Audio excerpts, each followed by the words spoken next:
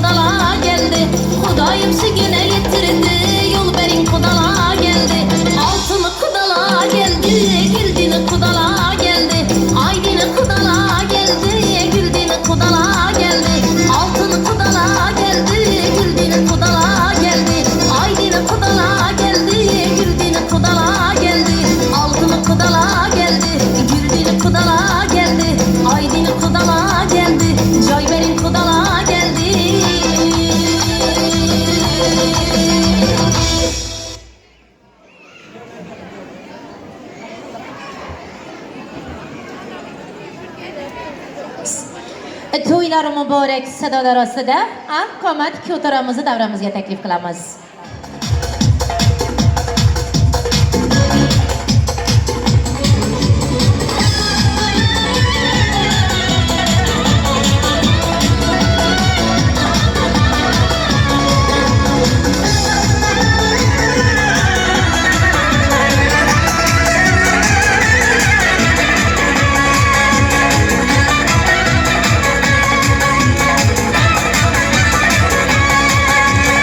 Oylar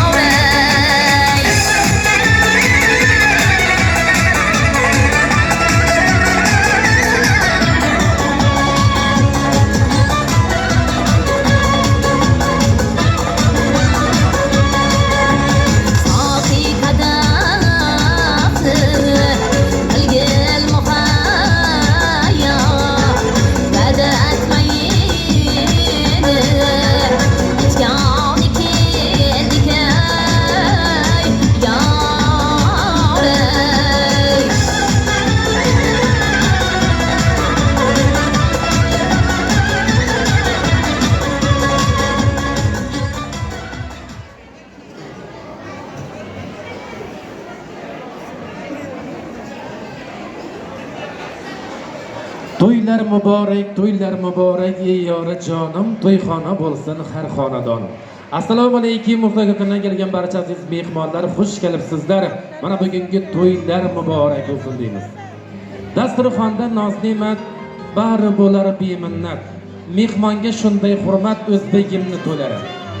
Avvalambor har bir insonni yaratgan Alloh taologa behisob shukrlar keltirib turgan Allohimizning buyuk ne'matlari bo'lmoq.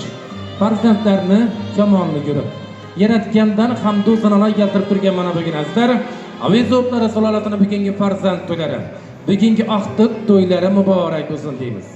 Aytishadi-ku, har kimga ham mondan